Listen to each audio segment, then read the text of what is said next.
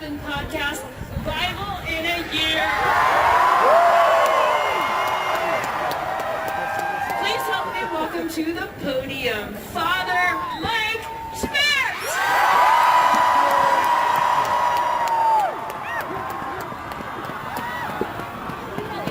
Wow, it is an honor, incredible honor to be able to be here with you today. You guys have been troopers. It's so cold, and there's no chairs anywhere. That's the hard part. You know, the first speech I ever gave in my entire life was in 8th grade, and we got a chance to choose any topic, any argument, any position. And the topic that I chose in 8th grade was I chose to talk about the dignity of human life from natural conception to natural death and the evil of abortion and euthanasia. That's what stretched because, you know, growing up, my mom, we had a fridge like most people have refrigerators, right? And so on the fridge were the normal things, pictures of the kids, pictures, you know, that we drew and whatnot. But there were 3 images my mom had on our fridge. The first one was of a baby that was only weeks old that had died because of an ectopic pregnancy. And you could see so clearly this child had just been conceived weeks before, was so clearly, this is a person, that this is not only a human baby, this is a human person that mattered. The second image was a cartoon my mom had on the fridge, and it was of a person standing there with a bunch of buttons, and one of the buttons said, you save the whales, another button said, save the baby seals, another button said, save the turtles, and the fourth button said, pro-choice. And the caption was, I find it so difficult to talk to pro-choicers because I find that their logic is not as consistent as mine.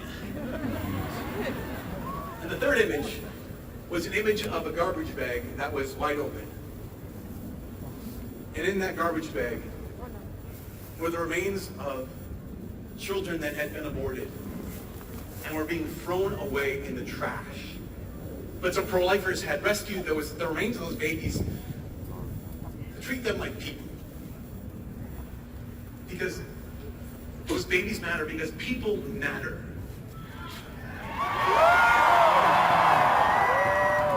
So that's my mom put on her fridge.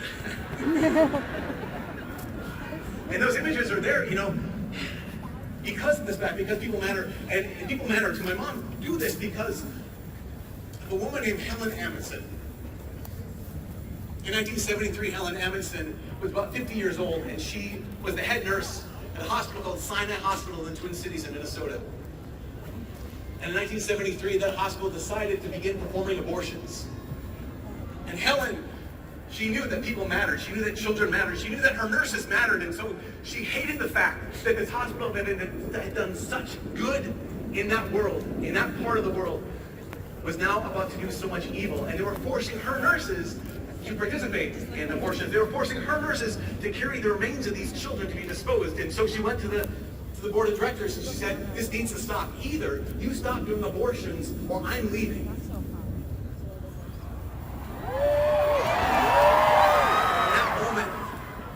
In that moment, Helen stood. And they said, you can leave.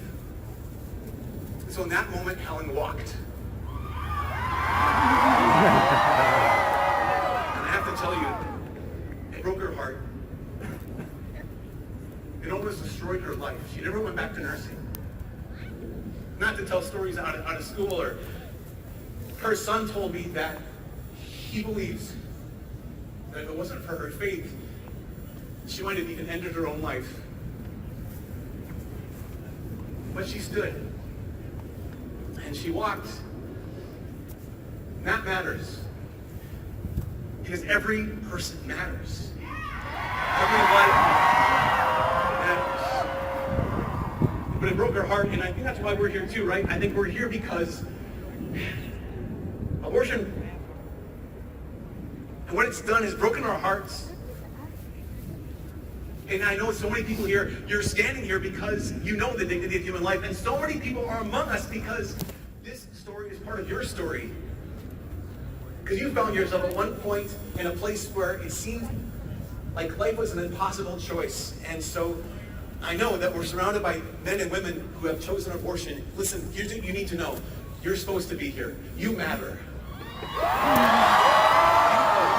here. No matter what your past, is you are still loved. You need to know this. You are still loved, and you still matter. There's a young woman I was in communication with recently, and she said, she knew I was coming out here. She said, here's what you need to do, Father. She said, you need to tell them what you told me 12 years ago. 12 years ago, this young woman found herself in a crisis pregnancy. She found herself in a place of deep shame. She describes it as a place of deep shame, where she said, all these choices I made led me to this moment where she found herself pregnant, and she was scared, and she was alone, and every one of her family members and almost all of her friends were saying, just get rid of it. If you do this, if you get rid of it, it won't matter anymore. She said, but Father, you said to me, you told me that my baby mattered. You told me, when I told you I didn't want to be a mom, you told me you're already a mom.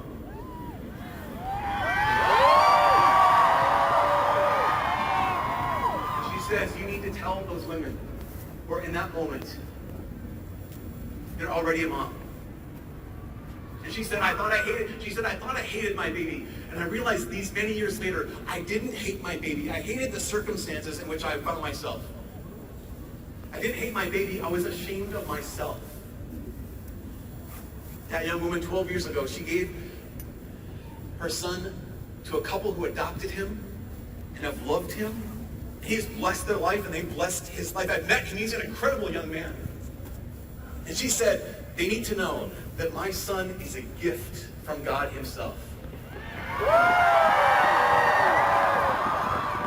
But she also said that everyone needs to remember, they need to be reminded of the fact that regardless of your choice, the question, of course, can be, we're going to stand and we're going to walk. What does it matter? Like, what does it do? Is a good question. I think it's good to ask that question. What does it matter? What does it do? You know, when my grandma Helen Anderson, left Sinai Hospital, 1972. It didn't change the hospital. It didn't change the culture. It didn't change the law. It didn't change the country. But when she walked, it changed her. When she stood, it changed her. And it changed her sons, and it changed her daughter, my mom. That willingness to stand, that willingness to walk, it has echoed into my life. It has echoed into the life of this young woman. It is incarnate in the life of this 12-year-old boy who wouldn't be here if my grandma Helen hadn't stood.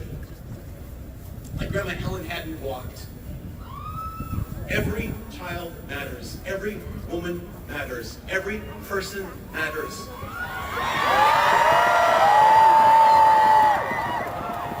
And no matter what this does, no matter what this changes, your being here, standing, your being here, walking, changes you. And you matter.